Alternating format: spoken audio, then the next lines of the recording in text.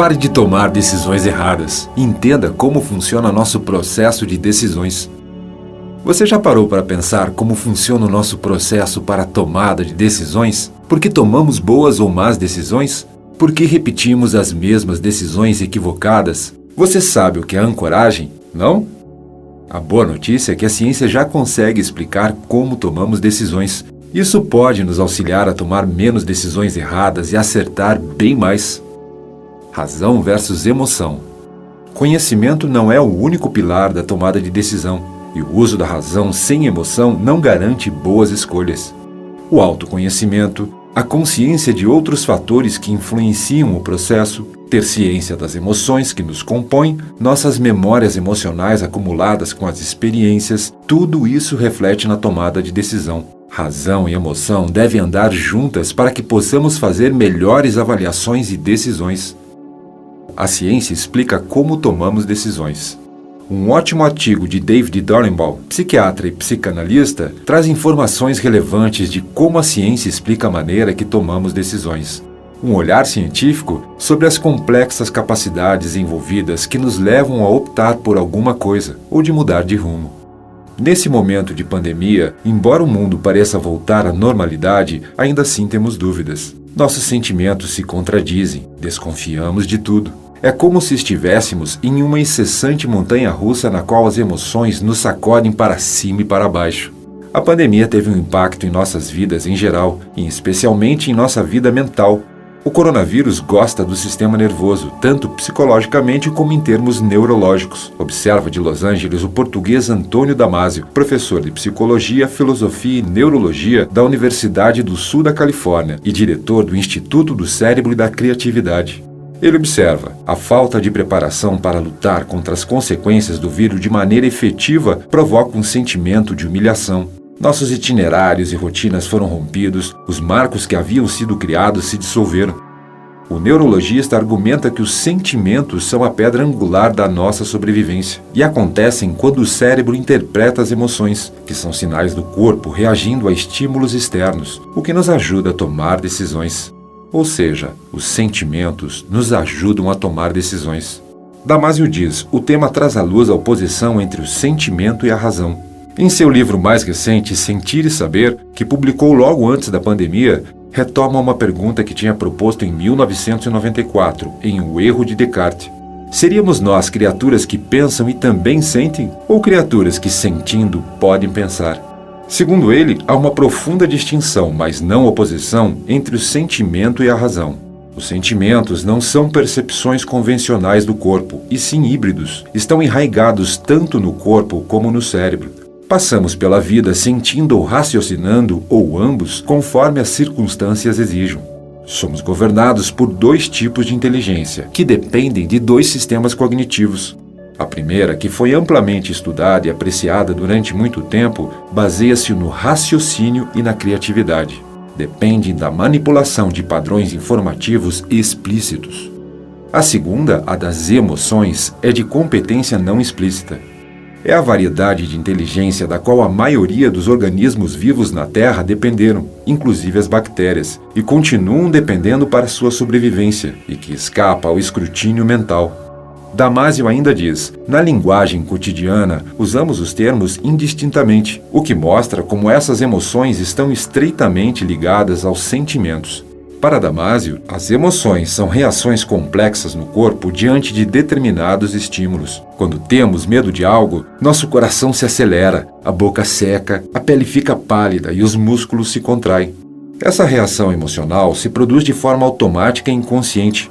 Uma emoção é um conjunto de mudanças fisiológicas produzidas por um programa de ação, em grande parte inato. Já os sentimentos ocorrem depois que damos conta em nosso cérebro dessas mudanças físicas, e só então experimentamos o sentimento de medo. A região do cérebro onde emoção e razão se juntam é o córtex pré-frontal. Ou seja, Damasio faz aqui uma distinção entre emoção e sentimento. Emoção é uma reação intuitiva, e sentimento seria uma análise posterior dessa emoção.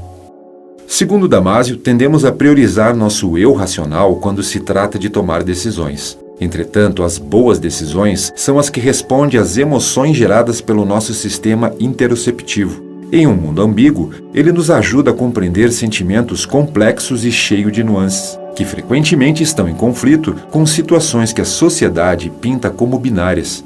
O efeito ambivalente é um fenômeno complexo que exige múltiplos níveis de processamento, onde se produzem e finalmente se integram diferentes tipos de informação. Você sabe o que é ancoragem? Imagine que você vá até uma loja de eletrônicos, pois precisa comprar uma televisão para assistir aos jogos da Copa do Mundo. Se você for como eu, não entende absolutamente nada sobre esse tipo de produto. Qual o seu custo de produção, a tecnologia envolvida, quanto tempo levou para ser feito o aparelho, quantos profissionais estavam envolvidos em toda a cadeia de produção? São diversas as informações que nem de longe eu consigo fazer uma estimativa sobre esses valores. Porém, logo na entrada da loja, você encontra um modelo de uma boa marca de TV e a imagem parece ser de bastante qualidade. Este modelo de televisão custa R$ 2.500. Logo o vendedor se aproxima de você e diz que hoje, por conta de uma ação que a loja está fazendo pela Copa do Mundo, o aparelho está custando R$ 2.000. Um incrível desconto de R$ 500. Parece bem lógico, não é mesmo? Mas será que R$ 2.000 por uma televisão é um preço justo? O fato é que eu, e talvez você também, nunca vamos saber ao certo sobre isso. Nós não possuímos conhecimento específico suficiente para avaliar esse tipo de situação. O que temos de referência nesse exemplo é o primeiro preço, o valor de R$ 2.500. E é exatamente essa informação que irá influenciar na nossa decisão de acreditar que pagar R$ 2.000 por uma televisão é um bom negócio. Isso é um efeito de ancoragem. Como nosso cérebro atua na ancoragem, nessa situação fica bem claro identificar como o nosso sistema 1 busca respostas que custam menos energia. Como nós não temos como aferir quanto deve de fato custar uma televisão e provavelmente estamos muito pouco interessados em utilizar nosso sistema 2 para descobrir maiores detalhes sobre o assunto, criamos uma resposta automática para o problema. Nós ancoramos o nosso referencial no primeiro valor. O efeito ancoragem é um viés cognitivo que descreve a tendência humana de confiar logo na primeira informação recebida, que será a âncora, na tomada de decisões para fazermos julgamentos posteriores. Uma vez que a âncora foi estabelecida, outras ponderações serão feitas através de ajustes na distância a este referencial. Por exemplo, se eu perguntar a você se o número de habitantes na Finlândia é maior ou menor do que 50 milhões, o que você responderia? E na sua opinião, sem consultar qualquer fonte de pesquisa, quantas pessoas você acredita que vivem na Finlândia? Provavelmente a sua resposta seria algo em torno do valor de 50 milhões. Acontece que a Finlândia possui menos de cerca de 5 milhões de habitantes, um número bem abaixo da âncora criada. A âncora foi 50 milhões. Daniel Kahneman, em seu livro Rápido e Devagar, Duas Formas de Pensar, propõe dois modelos diferentes de pensamento. Assim, demonstra como nós tomamos nossas decisões. O sistema 1 é rápido, automático e inconsistente. O sistema 2 é lento, deliberativo e lógico. No sistema 1, o conhecimento é armazenado na memória e o utilizamos para atividades comuns do nosso dia a dia, como fazer contas simples, por exemplo, ou dirigir um carro. São ações que não requerem muito esforço mental e algumas vezes podem até ser involuntárias. Em segundo lugar, existe o sistema 2, que requer mais cuidado e atenção. Na mesma linha, resolver uma equação matemática ou preencher uma ficha é uma atividade cerebral mais complexa. Como resultado, você precisa estar bastante concentrado e atento para examinar com cuidado a situação e as alternativas disponíveis. Tá, mas na prática, como isso funciona? Usar o sistema 1 e quando usar o sistema 2. Quando as decisões são complexas, elas exigem mais atenção e mais foco. Segundo, cuidado com a ancoragem. Cuidado com as ideias iniciais que fazem você tomar decisões baseado em poucas informações, pressupondo que aquela informação está correta. Analise com calma a principal informação que fará você tomar as decisões. Observe se seu olhar em relação àquela informação não é um olhar comprometido. Efeito Priming.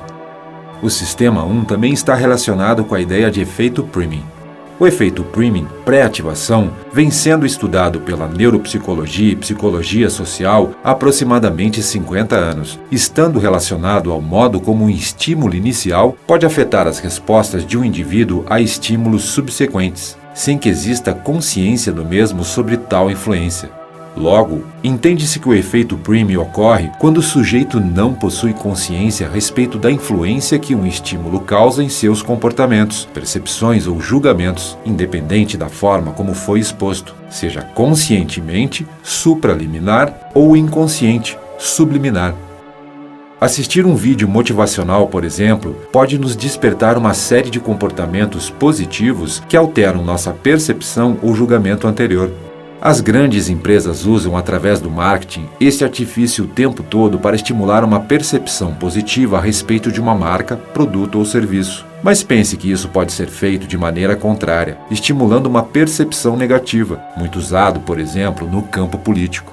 Hoje em dia isso está sendo muito usado na internet, com venda de cursos que vão mudar a sua vida. Antes de vender esse curso, é preciso criar uma percepção positiva muito intensa. E uma vez criada a percepção, você está a um passo de comprar o curso.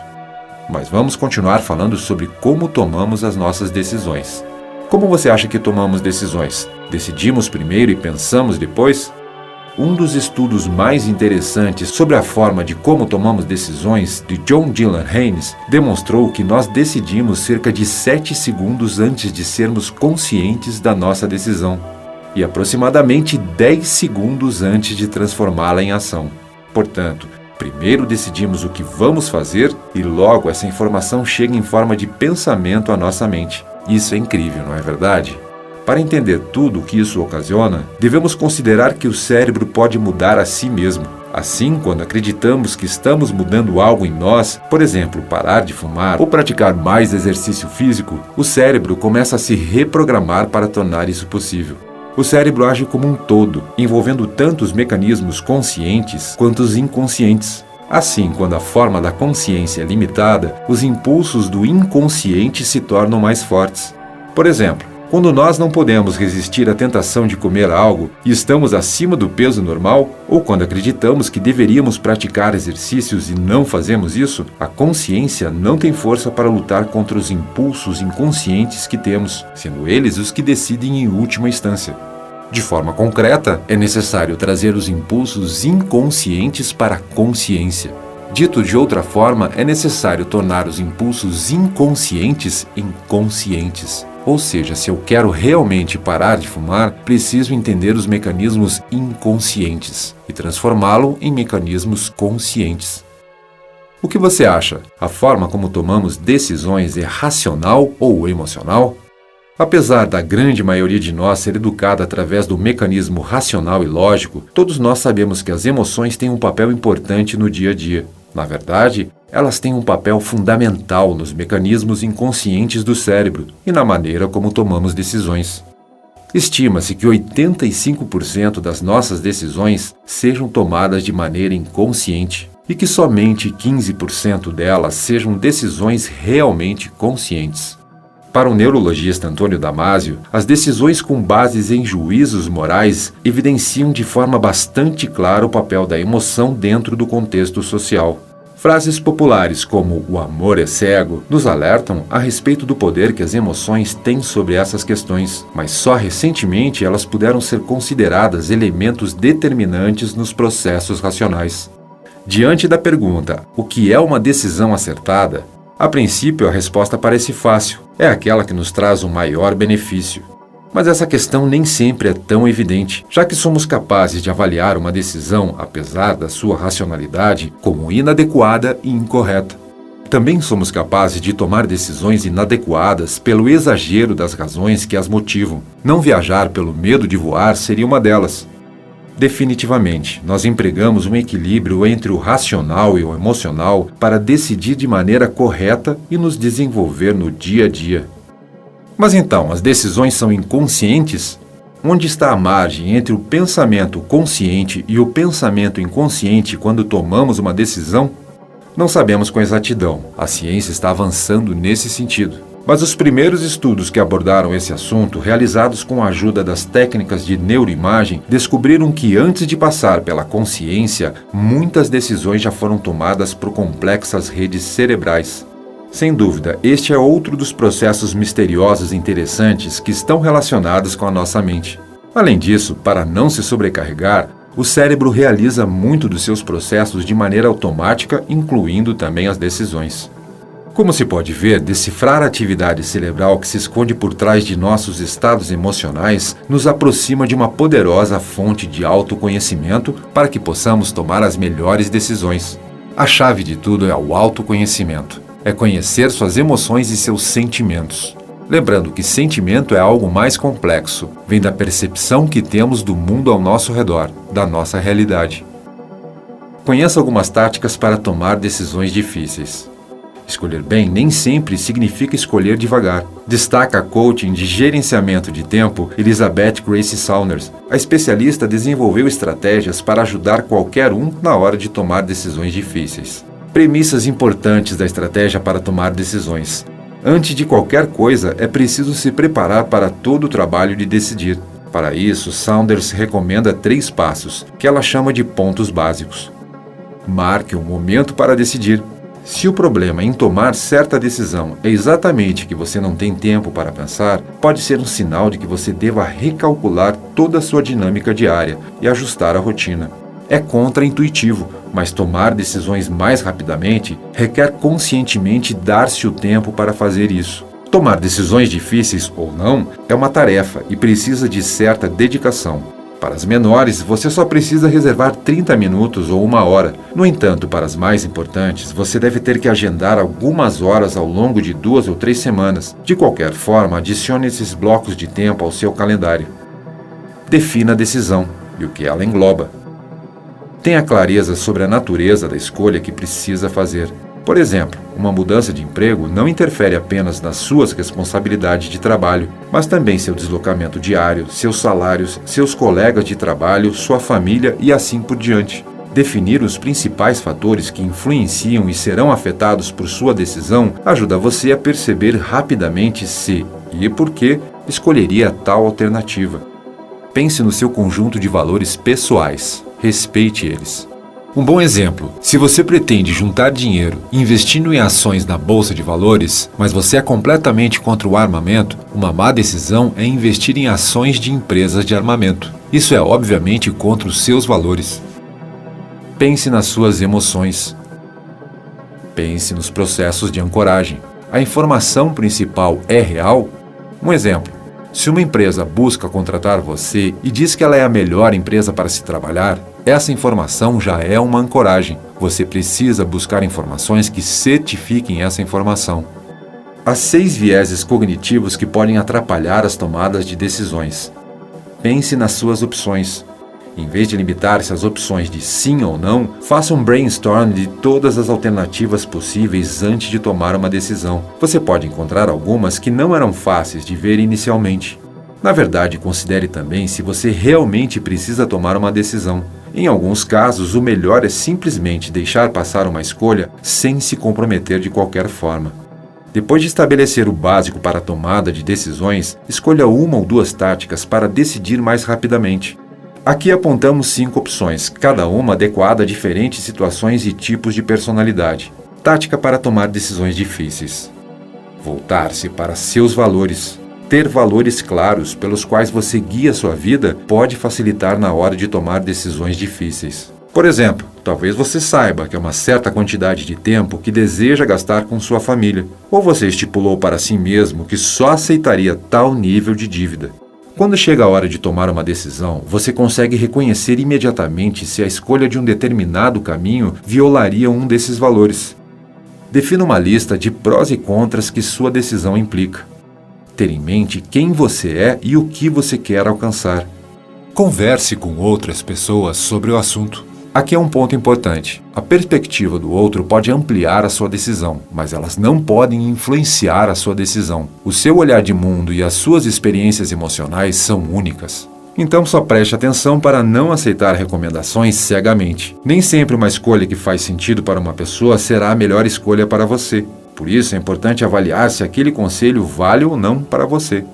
E concluindo o que falamos lá no início, razão e emoção devem estar juntas para que possamos fazer melhores avaliações e decisões. Respire, inspire-se.